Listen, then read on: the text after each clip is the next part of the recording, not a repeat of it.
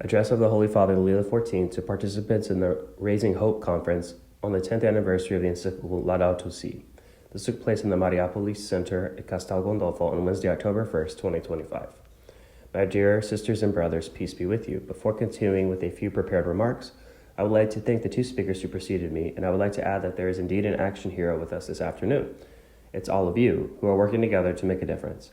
As we commemorate the 10th anniversary of the Encyclical Laudato Si on care for our common home, I cordially greet the organizers, the speakers, the participants, and all those who made the Raising Hope Conference possible. I especially thank the Laudato Si movement for supporting the dissemination and implementation of Pope Francis' message from the very beginning.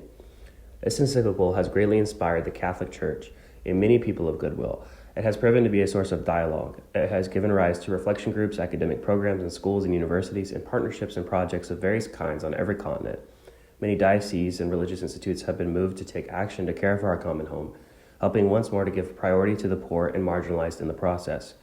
Its impact has even extended to international summits, ecumenical and interreligious dialogue, economic and business circles, as well as theological and bioethical studies. The phrase care for our common home has also been included in academic, scientific, and political addresses and speeches. Pope Francis' concern and recommendations have been appreciated and accepted not only by Catholics, but also many people outside the Church who feel understood, represented, and supported during this specific moment in our history. His analysis of the situation, he's referring to Chapter 1 of the Encyclical, proposal of the paradigm of integral ecology, he's referring to Chapter 4, insistent call for dialogue, that's Chapter 5, and the appeal to address the root causes of the problems and to bring, quote, bring the whole human family together to seek a sustainable and integral development, end quote, that's from Article 13, have aroused widespread interest.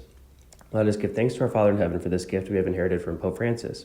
The challenges identified in Laudato Si are in fact even more relevant today than they were 10 years ago. These challenges are of a social and political nature, but first and foremost of a spiritual nature. They call for conversion.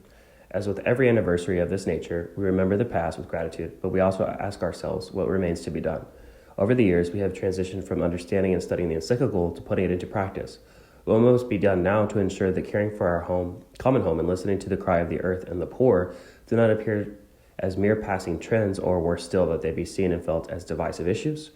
In line with Laudato Si, the Apostolic Exhortation Laudate Deum, that's from Pope Francis too, published 2 years ago, noted that, quote, some have chosen to deride, end quote, that's from Article 6 of that exhortation, the increasingly evident signs of climate change, to, quote, ridicule those who speak of global warming, end quote, that's from number 7, and even to blame the poor for the very thing that affects them the most. That's number 9, Article 9. Besides spreading the message of the encyclical, it's now more important than ever to return to the heart. In Scripture, the heart is not only the center of feelings and emotions, but the locus of freedom. Although the heart includes reason, it transcends and transforms it, influencing and integrating all aspects of the person and his or her fundamental relationships. The heart is the place where external reality has the greatest impact, where the deepest searching takes place, where the most authentic desires are discovered, where one's ultimate identity is found, and where decisions are formed. It's only by returning to the heart that a true ecological conversion can take place. We must shift from collecting data to caring, and from environmental discourse to an ecological conversion that transforms both personal and communal lifestyles. For believers, this conversion is in fact no different to the one that orients us toward the living God. We cannot love God whom we cannot see while despising his creatures, nor can we call ourselves disciples of Jesus Christ without participating in his outlook on creation and his care for all that is fragile and wounded. Dear friends, let your faith inspire you to be bearers of the hope that comes from recognizing the presence of God already at work in history. Let us recall how Pope Francis described St. Francis of Assisi. He, quote, lived in simplicity and in wonderful harmony with God, with others, with nature, and with himself. He shows us just how inseparable the bond is between concern for nature, justice for the poor, commitment to society, and interior peace, end quote. That's from Laudato Si, Article 10.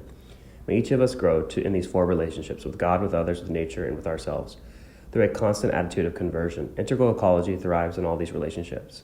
Through our commitment to them, we can grow in hope by living out the interdisciplinary approach of Laudato Si and the call to unity and collaboration that flows from it. We are one family with one Father who makes the sun to rise and sends rain on everyone. He's referencing Matthew 5:45. We have the same planet and we must care for it together. I therefore renew my strong appeal for unity among the integral ecology and for peace. It's encouraging to see the variety of organizations represented at this conference, as well as the wide range of organizations that have joined the Laudato Si movement and the platform for action. Moreover, Pope Francis emphasized that, quote, the most effective solutions will not come from individual efforts alone, but above all from major political decisions on the national and international levels, end quote. That's from Laudate Deum, Article 69. Everyone in society, through non-governmental organizations and advocacy groups, must put pressure on governments to develop and implement more rigorous regulations, procedures, and controls.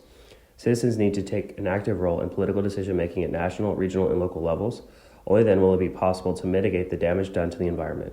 Local legislation will also be more effective if neighboring communities support the same environmental policies. That's from Laudato Si, Article 179 being referenced. It's my hope that the upcoming international summits of the United Nations, the 2025 Climate Change Conference, COP30, the 53rd plenary session of the Committee on World Food Security, and the 2026 Water Conference will listen to the cry of the earth and the cry of the poor, families, indigenous peoples, and voluntary migrants and believers throughout the world. At the same time, I encourage everyone, especially young people, parents, and those who work in local and national administrations and institutions, to play their part in finding solutions for today's, quote, cultural, spiritual, and educational challenges, end quote. That's from Laudato Si 202. Always striving tenaciously for the common good. There is no room for indifference or resignation. I would like to conclude with a question that concerns each of us. God will ask us if we have cultivated and cared for the world that he created. There he's referencing Genesis 2:15. For the benefit of all and for the future generations, and if we have taken care of our brothers and sisters. There is referencing Genesis 4:9 and John 13:34. What will be our answer? Dear friends, I thank you for your commitment, and I happily extend to all of you my blessing. Thank you.